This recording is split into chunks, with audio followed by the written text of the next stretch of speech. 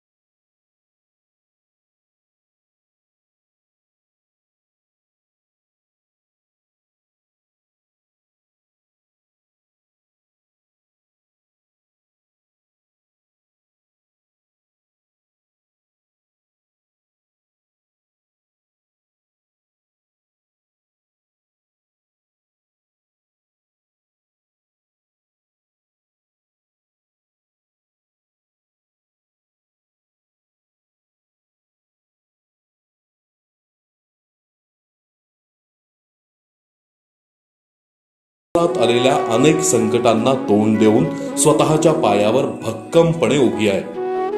मोसंबीच्या ज्यूसची गाडी चालवून आपल्या मुलांचं संगोपन करत स्वाभिमानानं आपलं जीवन जगतीये। पाहूयात या दुर्गेचा प्रवास। आता आपण आहोत सावित्रीबाई फुले चौकामध्ये। या चौकात एक मोसंबीच्या ज्यूसची गाडी असणाऱ्या मावशी आहेत। जाणून घेऊयात या मावशींचा जीवन प्रवास नेमका काय आहे। नमस्कार मावशी, लाईव्ह मराठीमध्ये आपलं स्वागत। नमस्कार मावशी, मला सांगा तुम्ही मूळच्या कुठल्या आहात? मूळची मी बार्शी भागातली आहे, सोलापूरकडे राहते। तिकडनं दुष्काळ पडल्यानंतर परत आम्ही कोल्हापूरला स्थायिक झालो। दुष्काळानंतर तुम्ही इकडे आलात कोल्हापुरात। मग तुम्ही ह्या मोसंबीच्या ज्यूसच्या गाडीचा व्यवसाय का करावा असा वाटला तुम्हाला? हा, म्हणजे आमच्या आई भाऊ वगैरे सगळे करायचे। आमच्या आईचे 4 गाड्या होत्या। मग आल्यानंतर तिथनं सुरुवातीला म्हणलं काय करायचं काही सुचत नव्हतं। मग एक दिवशी आईनं म्हणली गाडीवर उभा राहून बघ होते काय। मग सुरुवात करायला घेतली मी त्या दिवशी। जमल तसं मग सुरुवात केली। मग काही दिवस पगारावर राहिले, नंतर राहत मग स्वतःचं परत चालू केलं। मग आता तुम्ही किती ते कितीपर्यंत इथे असता? सकाळी 9 ते संध्याकाळी 7 वाजेपर्यंत आता असते। पहिला सुरुवातीला सकाळी 9 ते संध्याकाळी 10 वाजेपर्यंत असायची गाडी। आता कोरोनामुळे सध्या तर सकाळी 9 ते संध्याकाळी 7 वाजेपर्यंत राहते। मग आता हा व्यवसाय तुम्ही गेली किती वर्षांपासून करताय? तरी 15 ते 16 वर्ष झाले। तुमचे पती काय काम करतात? ते हमाली करतात। हमाली करतात। मग त्यांचं काम कशा पद्धतीचं असतं नेमकं? हमाली म्हणजे असं लागल तसं असतं। कधी भंगाराचं म्हणजे असं, परत रद्दी वगैरे, हमाली असे वज्जे वगैरे उचलण्याचं असतं। मग हमालीचं काम त्यांना कसं असतं, म्हणजे त्यांना किती इन्कम मिळतो त्यातून? मिळतं असं गाडी भरण्यावर असतं। कधी 300 मिळतात, कधी 400 मिळतात, मिळाले तर 500 पण मिळतात। पण ते असं स्वतःच्याच स्वखर्चात जातात, त्यांनाच पुरत नाही। जे आठवडाभर काम केलं, दारू पिणं वगैरे त्याच्यातच जातं। काय असेल ती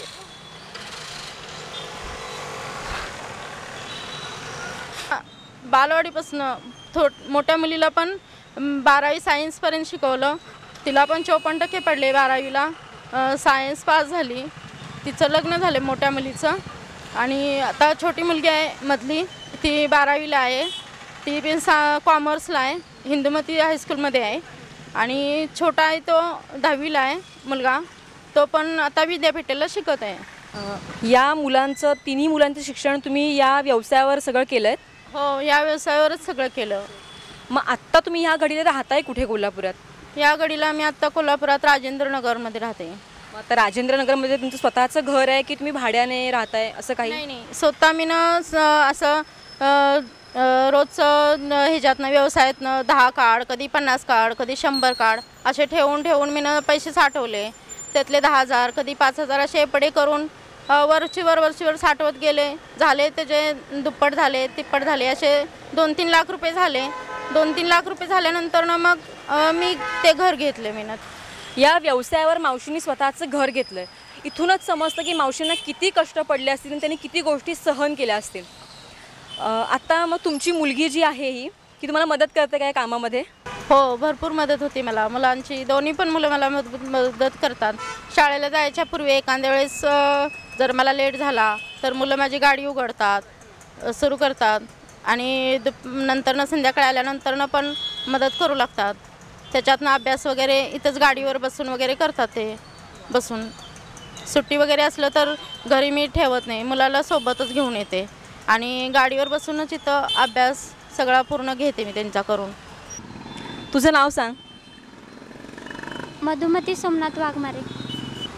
मला सांग, तुझी मम्मी गेली इतके वर्ष हे काम करते, मग याबद्दल तुला काय वाटतंय? हो, खूप अभिमान आहे. आजपर्यंत तिच्यामुळं इथपर्यंत आम्ही आज पोचलो, शिकलो इथपर्यंत. तुला भविष्यात काय व्हायचं, तुझं स्वप्न काय आहे नेमकं? बँकेत करिअर करायचं आहे. बँकेत चांगल्या पदावर तुला नोकरी करायची आहे, त्यासाठी तुला खूप खूप शुभेच्छा. नक्कीच मम्मीचं नाव मोठं कर. मावशी, आपल्या समाजामध्ये सुद्धा की नाही अशा अनेक महिला आहेत ज्यांची घरची परिस्थिती खूप वाईट आहे. मग अशा महिलांना तुम्ही काय सांगाल? महिलांनी एवढं सांगणं आहे की माझं, आपल्या महिला वर्ग आणि न खचून जाता किंवा न लाजता किंवा न कुणाला घाबरता स्वतः जेवढं कष्ट करशीला तेवढं हिमतीनं हे करशीला तेवढं आपलंच